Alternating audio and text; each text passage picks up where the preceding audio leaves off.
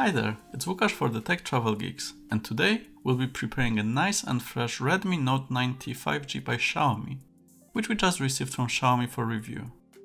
We'll show you the whole process, from the ingredients required, cooking instructions, up to some of our thoughts about what the software tastes like. If you haven't already, make sure to subscribe to the Tech Travel Geeks here on YouTube. Alright, to prepare today's meal, we'll need the following items: an apron, scales, digital or analog, a cutting board, a SIM card, or two if you're feeling peckish, a micro SD card, optional, a SIM ejector tool, a phone, in our case the Redmi Note 90 5G by Xiaomi, and a drink. I'll be using Earl Grey tea, but it's entirely up to you. In our last video we unpackaged the phone, so if you need instructions for that, go ahead and check it out on our channel. Once it's nicely unpacked, remember that it's not a vegetable and you shouldn't wash it, especially that the phone is only splash proof, so it might not end well. However, make sure to wash and dry the cutting board thoroughly before you begin. Let's start with the preparation stage and put all the ingredients on the cutting board. I'll be using my 3 nano SIM card with 5G, so we can properly enjoy the taste of super fast internet on the go. I'll also be using a 64GB SanDisk card to keep all the tasty photos in here and have more space whenever I need it. Okay, let's open the oven with the SIM ejector tool.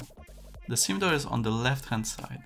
Once you take it out, you have plenty of space. You can fit 2 juicy SIM cards in the 2 slots, which is great, so let's put one into the slot 1. The larger space is for the micro SD card, so let's do that as well, both face up.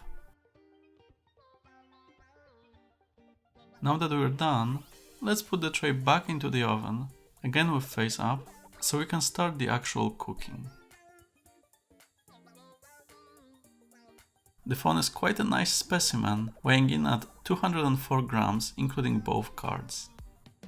Fantastic, now we're ready to turn it on, using the side-mounted button. We get a nice animation with MIUI 12, which is the operating system for Xiaomi, the latest until MIUI 12.5 comes out in the near future. The process starts with selecting the language. I'll just go with English.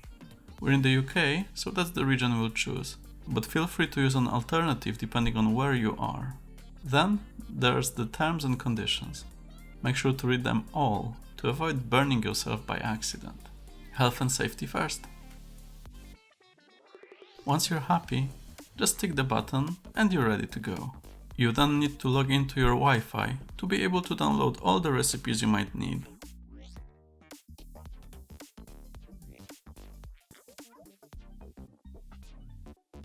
You'll then see if there are any software updates for you. Nothing in my case, so let's move on. You don't have a choice to copy the apps from another phone or start from scratch. I wanted to start from scratch to avoid my phones becoming too bloated, plus it's always better to show the entire process in the video. The next step is to log into Google, to be able to download apps from the Play Store, etc. So let's do that. Next, the password, all good. You might also be asked to confirm if it's you on your other phone if you have two-factor authentication in Google. It's always better safe than sorry. You'll also be asked if you want to keep your account updated with this phone's number, and I went ahead and did just that. There are also Google's terms of service, but in this case I trusted Google as it's not really possible to use the phone without it. What else can you do? You can then pick which services you go for, including backup to Google Drive, access to your location and Wi-Fi scanning, as well as sharing usage and statistics data. I opted out of the latter, but it's entirely up to you. Since we're in Europe, we then can choose which search engine we'll be using, thanks to the search provider selection screen. The list will depend on the country you're in. I just went with Google, as that's the main search engine I use anyway. You can then decide if you want to continue with the setup or return to it later, but I'll just continue to have it over and done with. Then there's the Google Assistant setup. If this isn't your first Android phone, the Google Assistant setup shouldn't require anything from you, but if you haven't done so recently, you might be asked to set it up. It wasn't required in my case. Next, this screen allows you to make some further changes, including adding a different email account, changing the font size, the wallpaper, or to review additional apps. Interesting, all of the apps were from Google, and it didn't look like it was possible to disable anything. Oh well.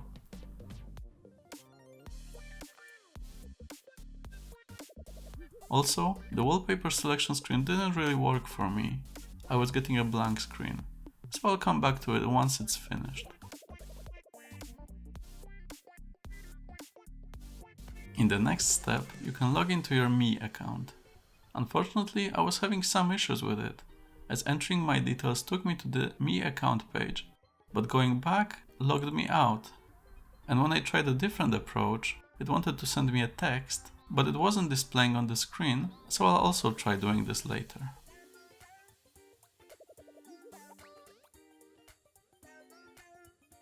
Now for the fun part, security. I'll definitely be using fingerprint unlock, as it appears to be working great, so let's set it up. Before it, you still need to pick either a pattern, a pin, or password. I went with a pattern. Adding the fingerprint took a minute to ensure all parts of my thumb are correctly recognized. But as I'm recording the audio, I've been using the scanner for a few hours and it's working great. I also later added my left index finger, in case I want to unlock the phone with my left hand, and it works great as well. I'm really happy with it so far. The next step is similar to an earlier one, and I disabled sharing diagnostic data, but kept the automatic system updates and personalized ads to make sure any ads are more relevant to me rather than being completely random. Speaking of which, a quick side note. It looks like there are fewer ads visible on this phone than the Poco F2 Pro I tested earlier. For example, they're not visible in the Games folder or the More Apps folder anymore, which is great to see. One of the most important choices is on the next screen. Either pick the Classic launcher or one with the app drawer. I can't personally live without the app drawer, so I went that way. The next one is the theme, either Limitless or Classic, and I just went with the Classic this time. Great, we're all done. Let's close the oven, set it to 220 degrees Celsius, and wait until it's all nicely baked with all the apps and settings. In my case, it took around 90 seconds, which is not too bad. Okay, before we go, let's get a quick taste of the software and user experience. The notification bar shows the setup is still ongoing, but we need to configure the SD card. I had formatted it on my Windows PC, but the phone needed to do it again, so let's do that. Just make sure you don't have any important things there. Checking the apps, we can see there are quite a lot pre-installed. Luckily, you can uninstall most of them. For example, let's try to remove some games I won't be playing. No problem, you can remove them quite easily. But let's check one game for fun, a space shooter. It seems to be working fine, but would probably require two hands, since the phone is quite big.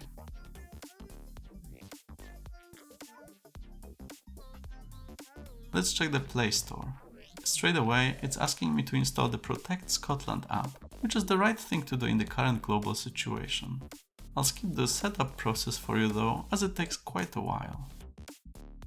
Back to the notification shade, the phone picked up all the news and notifications from my other devices, and even connected to my Sony XM4 headset automatically, which is great.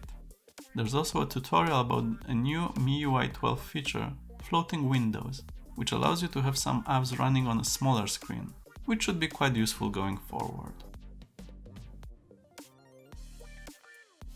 Let's now check some settings. I do have some Xiaomi apps to update, so let's do that in the background.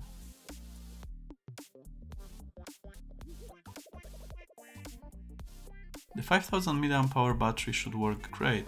It came at 60% charged and should last for way over a day. Make sure to check our upcoming review for more information about that. My favorite About phone screen shows that we're on MIUI 12 with no updates. There's plenty of storage with around 19GB out of 128GB occupied, plus the SD card, which should keep me happy for a while. The All Specs screen confirms that the phone has 4GB of memory and an octa-core processor, and is using Android 10 and the November 2020 security patch, which is not too bad, but around 2 months behind Google's latest patch. We can also change the screen's color scheme. I prefer the dark mode, so let's do just that. I can also finally change the wallpaper. It looks like live wallpapers aren't really available on this phone, but let me know in the comments if you know how to do it. I can still change the normal one, similar to the one I had on Poco F2 Pro. I think that looks good. The screen looks good so far as well. I had a quick look at Extinction on Netflix, and it looks good. The same with YouTube. You can either have sidebars and see the whole screen, or zoom in and have a more cinematic experience, but with some top and bottom parts cut. Good to have that choice. Finally, let's have a quick look at the camera. It uses a similar interface to what I had on the Poco F2 Pro, so that's great. The camera supports Pro mode, which has a lot of extra features, and also allows you to take 48 megapixel photos rather than the usual 12 megapixel with pixel binning. There's also the portrait mode, which also worked fine on my Wii Cactus.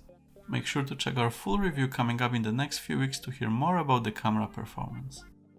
Alright, that's it for today. Hope you liked this rather different video from us. Let us know in the comments below what you think. If you haven't already, make sure to subscribe to the Tech Travel Geeks and hit the notification bell to be notified about any new videos from us. Thanks for watching!